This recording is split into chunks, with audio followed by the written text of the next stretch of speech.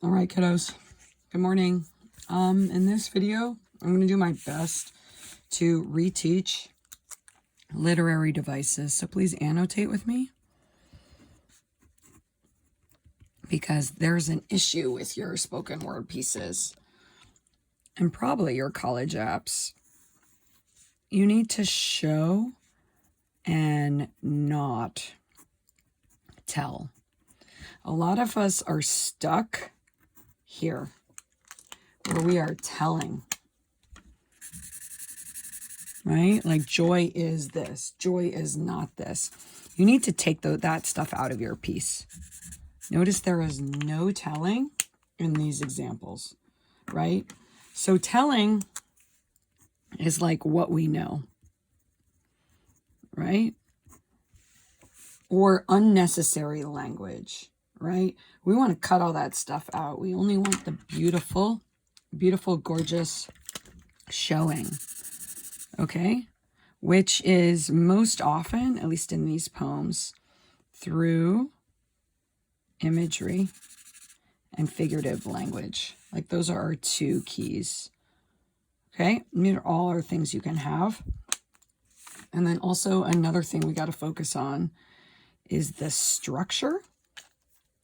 So two things, showing, which lives in the F and the I, showing, and the structure. So how is the poem built, right? How is it built? Like if it were a building, right?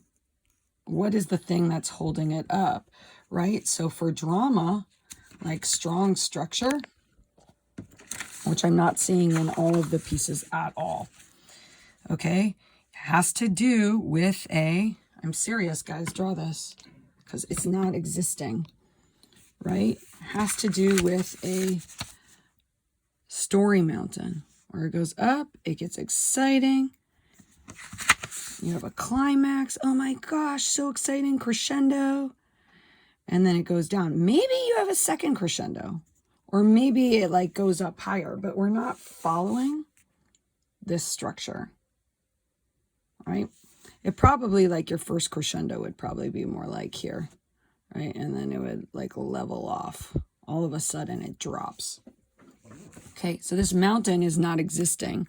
Okay, you need your climax, right? And then you need your rising action, right? That's when the poet speeds up, right? And then you need like an inciting incident.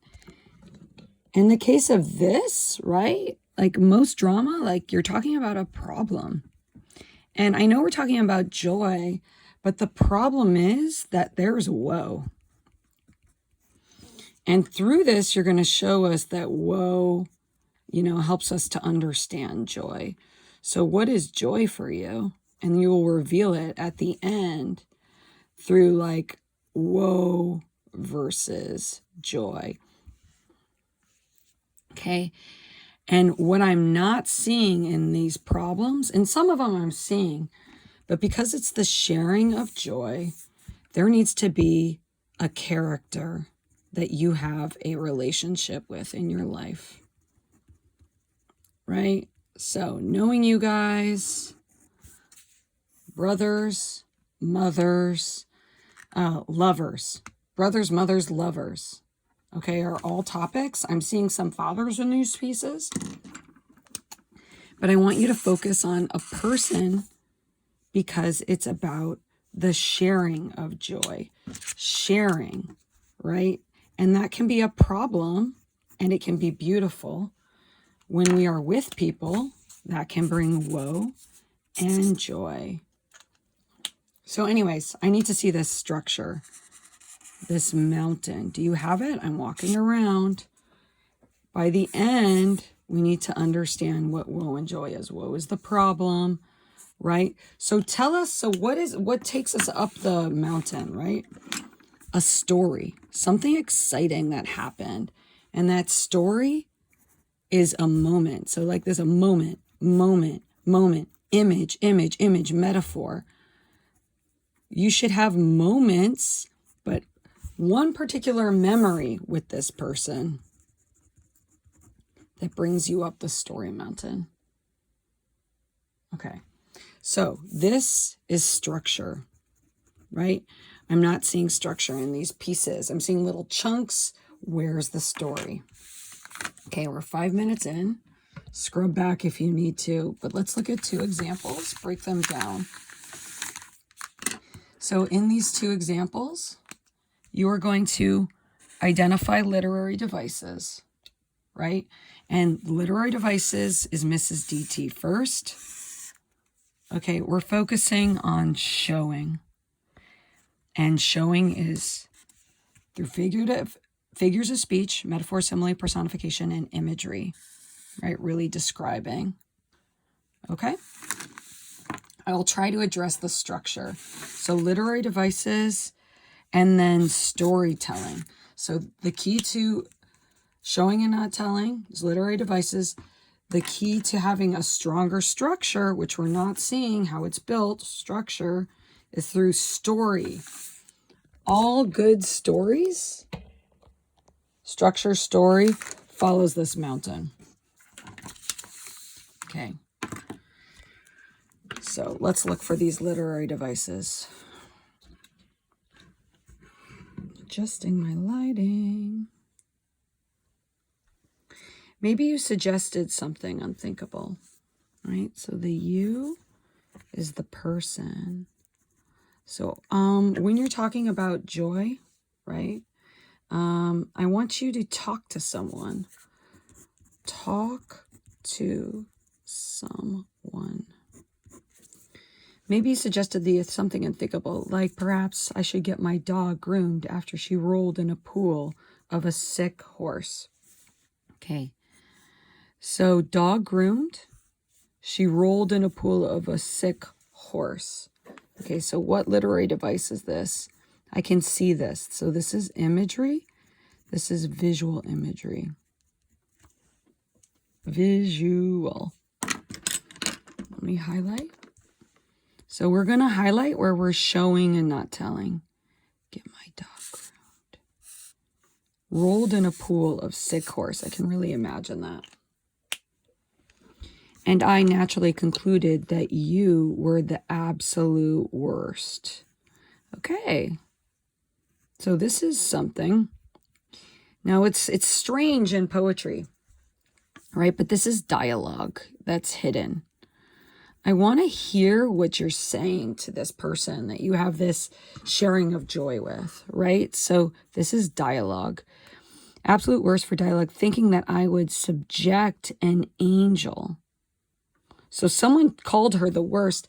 This is a problem that is going to cause us to go up this story mountain right here. Okay, so someone calls them the worst. There is conflict. Conflict is the essence of drama. I'm interested. So start all pieces, even if they're about joy. If they're exciting, you're going to start with a problem. An inciting incident that's going to send the action forward, the drama forward. You are the absolute worst, right? Dialogue is showing, right? So I am hearing, right? This is sound, right? Which is also called auditory imagery. So as we're going through this, like, I want you to think checklists, like, am I using dialogue? Like what people said? I would subject an angel to the horror of being bathed by a blade-toting stranger. So this is interesting. Blade-toting stranger, I'm seeing something. Angel, we're continuing the dialogue. Right? So this is something that they said. Like, who are they? Are they friends? Right? I'm pulled in. Are they friends? Are they lovers? Maybe it was editing my book and you said, ooh, more dialogue. Something like, something elitist. Ooh, calling her elitist. Conflict. So like absolute worst, elitist. Like, Andrea, you can't end every poem by repeating the last line. Okay, so this is someone who's criticizing her. There's a fine line between love and hate, you all remember. Okay, so this is dialogue. calling her the worst. You can't do this. Ooh. So this is making me interested. Talk about whoa, right? Ooh.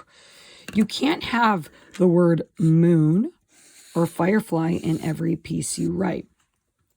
Okay. So like things like moon. Okay. So first of all, this is all auditory imagery showing great details. These are profound, beautiful metaphors. Right? So thinking about you guys, what I've read, right? Like you're talking about food, right? And making food with your family. You're talking about being on the beach and putting your fingers through the sand. Like I need to see more of that. There is no telling in this first stanza.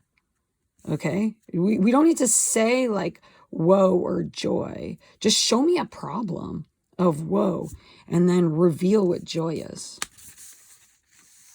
And I scream something like, ooh, more dialogue? This is an action verb. Like, this is very active. Don't be like, oh, I'm going to say. Okay, scream. Have an active verb. Right? I screamed. I yelled. I hollered. I cackled. Exciting verbs. And I screamed something like, I'd rather have a sky without a moon. And then in it than a poem with a moon in it. Wow. So they're in a fight, right? Like they're yelling at each other. That felt nice. It's funny. Maybe it was only the Polly argument. Your face going fire engined. Okay. Face going fire engine, saying her face going red. That's so much more interesting than face going red. So this is imagery, right? Saying she's all mad. This is a way to show she is mad. So don't be like, I made my mom mad. I made my brother mad. I made my dad mad. Like, describe their face when they're mad. The second I mentioned an old flame. Ooh. Is this an old relationship? She making her jealous? Maybe you decided I didn't want my history to exist. Whoa. Which meant you wanted to be magic. Whoa. So this is like interesting, like this is joyful to me. Like this is joyful diction. And diction is a literary device. Oops, I was off camera, guys. Sorry. Old flame, joyful diction, old relationship. This is a metaphor, right? For a relationship, like a flame, a fling, a love. Okay, magic, right? Has to do with diction, which is word choice. So you want to choose joyful words, joyful metaphors, like joy is magic, joy is a flame, right? When you're talking to this person and you're revealing why they create you joy. A virgin rabbit pulled out of your pretty hat. Oh, the words, the metaphors are just crazy. Like showing. Or a lady cut in half. What the heck? But I am not a lady. Ooh, is she gay? Not making assumptions, but I'm interested in where this is going. Maybe this is her relationship with like another woman. I don't know.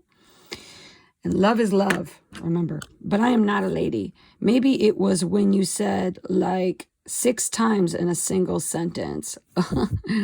Right? So she's making fun of her, right? So I want you to really show a person. Like, how do they talk? How do they sound? You said, talking to a person. Notice this is about a relationship, and it's kind of like they're kind of fighting. And I freaked out at our age difference. Right? So we're learning about them, like this character relationship, like they're different ages. I'm reading these stories about these dads. I don't really understand like how you are with that person. So show. And you said I couldn't argue, only my own time earned. Wisdom while I was throwing a 3-year-old tantrum. Ooh, I've seen you guys do that. Throwing a 3-year-old tantrum, right? So this is an analogy comparing like her whining. Is this how you spell whining? I should know how to spell whining because you guys do it all the time. Compare mostly the art kids. Don't tell them I said that. Okay, whining, comparing whining with a tantrum, right? So saying that she's like a 3-year-old, right? So 3-year-old. So comparing the author to a 3-year-old. So this is an analogy. So figurative language is any kind of comparison, right? So you want to compare your relationship with someone or this person to someone. Like, are they like a monster when they yell? Do they sound like a crazy witch? Maybe it was one of the times I got so mad I defriended you on Facebook. Oh, they're old like me. Right? This is showing, this is like a detail that shows. I can imagine that. Unfriend. And you got so mad about that, I decided you were the shallow end of the baby pool. You were shallow end of the baby pool. So this is another comparison, right? Comparing her lover, right, to a baby. She called her lover a baby, right? So there's conflict here, but like the words are joyful, like 3-year-old tantrum, right? Baby, 3-year-old, like there's joy woven in this. Maybe you peed in the water to prove me right. Oh, dang, called her a baby that pees in the water. Nothing like peeing in the water for showing and not telling. Maybe it was the night at the straight bar when a table of men invited you to sit with them. Whoa. Table of men invited you to sit with them. Okay, so you can share like memories. Like this is a memory, right? I can see it. I can imagine all those men inviting her lover over, right? So this, you know, very much is a story, right, about a conversation, right, or a relationship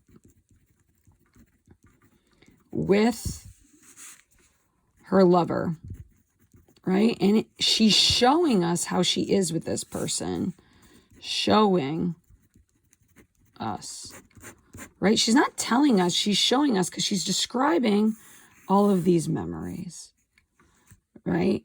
And all of these, this like fighting, it's like, well, when you did this, you did this, you did this. You're like a baby who peed in the water. You called me a 3-year-old. This is keeping us interesting, sending us up the mountain. We want to keep listening, right? Because relationships are complicated, right? With all people, with our family, with lovers, they're filled with joy and woe. Maybe it was when you didn't notice their eyes drooling down your breast. Whoa. Talk about visual imagery. Visual imagery. Maybe you thought your karaoke, oh, okay, just bringing you to tears, right? So she's crying. Oh my gosh. So we need a sea of moments, right? Sea of joyful moments. Maybe I was femme shaming and seeing tears. I can see that. Maybe I was femme shaming. Talk about, whoa, tears. We need to have tears. Maybe I was femme shaming and calling it, having it my feelings, right? So this is dialogue. This sounds like dialogue from a fight, right? I could just see her girlfriend being like, you're femme shaming me. Me. Maybe it was when you suggested the bar was queer friendly. Okay, more dialogue. Notice how important dialogue is. Dialogue, images, show what was said. How is this joyful? How is this woe? Because someone had asked if I was Tegan and Sarah. Oh my gosh, I love this song. We danced to this one. Where does the good go? Do you guys remember? Look at me. No, you don't. Of course you don't. I love you. Maybe it was one of those nights when I was two people, neither of them just the real me. What does she mean by this, right? So like split identity,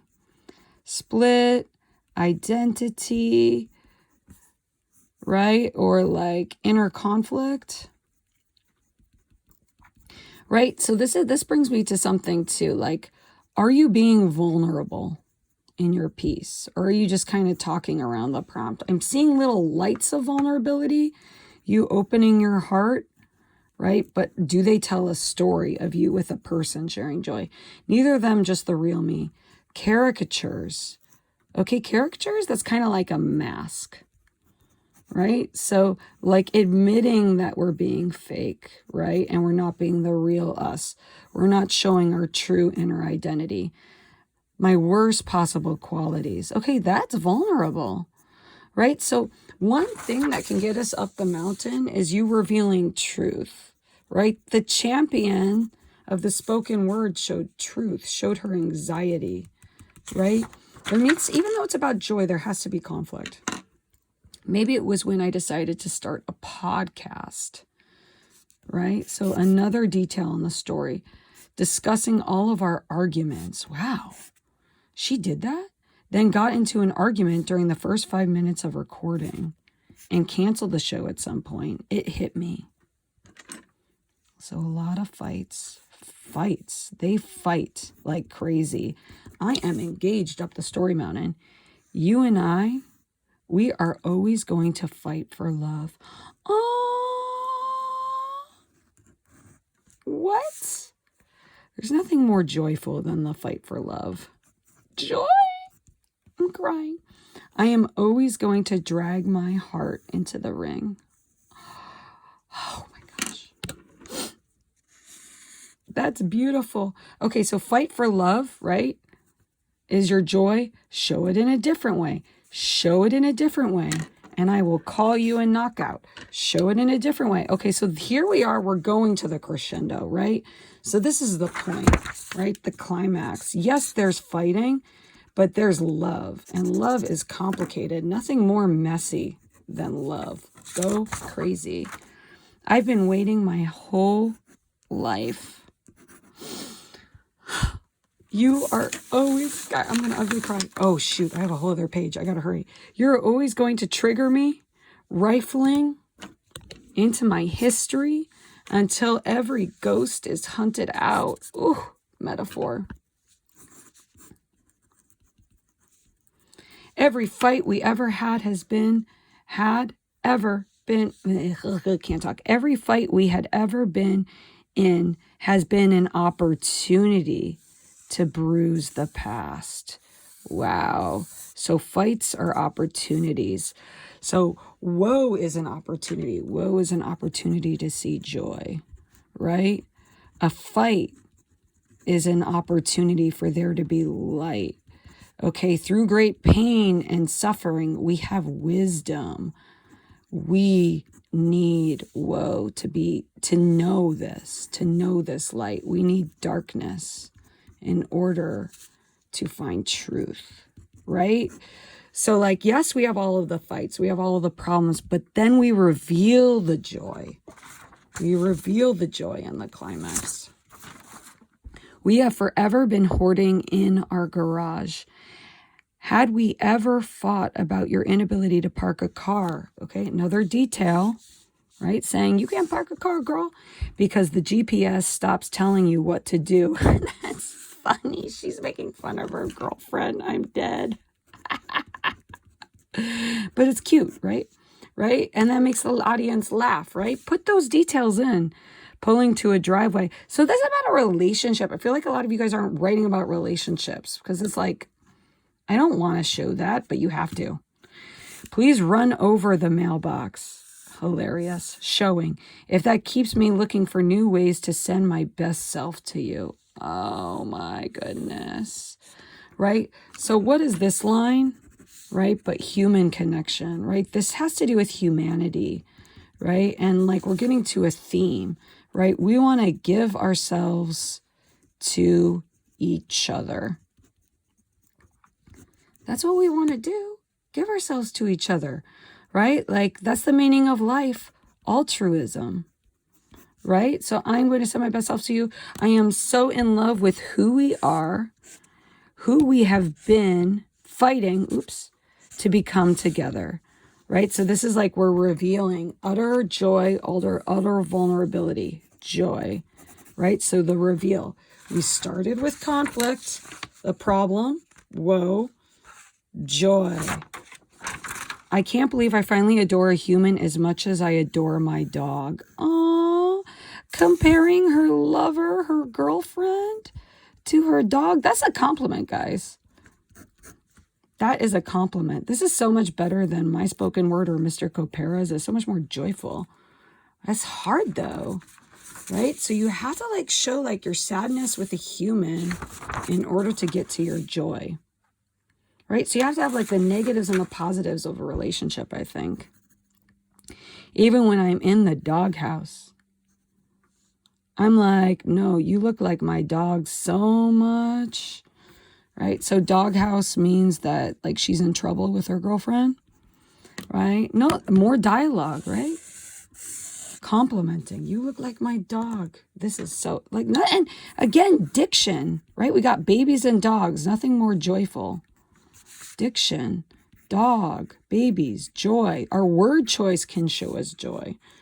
Thank you for telling me there's no need to open our relationship, because with me is already like being with 50 impossible people. Ooh, that's what it's like for Mr. Copera to be with me.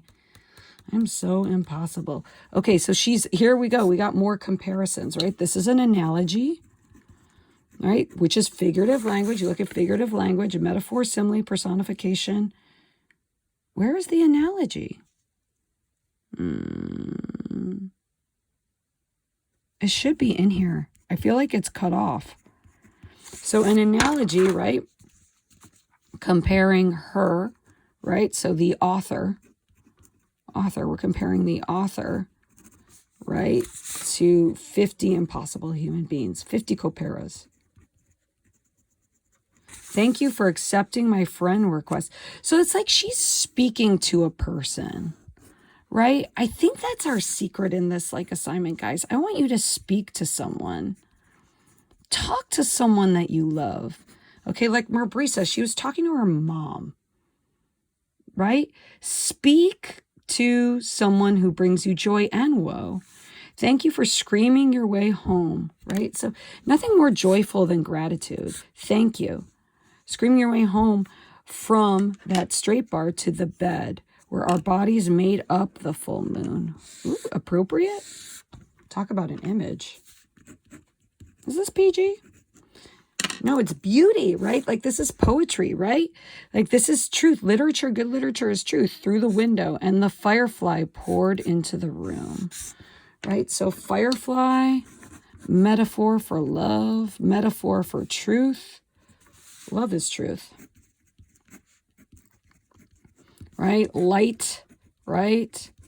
Joy, right? So joy is, use your joy metaphor. And the firefly landed in your hand, which you opened like a ring box and asked me to marry you. Oh, marriage. And we were so new, right? So new is joy. I blushed and said, but answered, firefly. Fireflight is forever. And you know what my answer is, right? So she says yes. We end in dialogue. They get married, go crazy, happy, right? So I know you guys haven't gotten married, but you certainly can have a piece with more of a connection with a human and more showing with a rising action.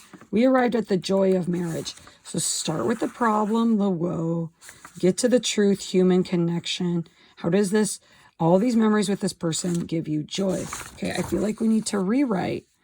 Okay, there are words that she repeats. Different color for a second. And the art kids, I'm talking to the art kids right now, I'm sure, because they're done with their warm-up. Okay, maybe, right? She says maybe a lot. I just wanted to point this out, right? What are the words she says? Maybe. Maybe.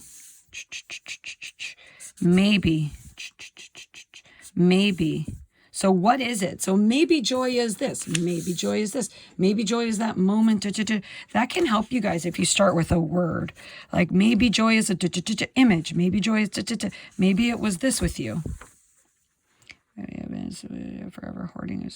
Please run over the mailbox. And then I think she's done with maybes, right? But then she goes to thank you. Thank you for.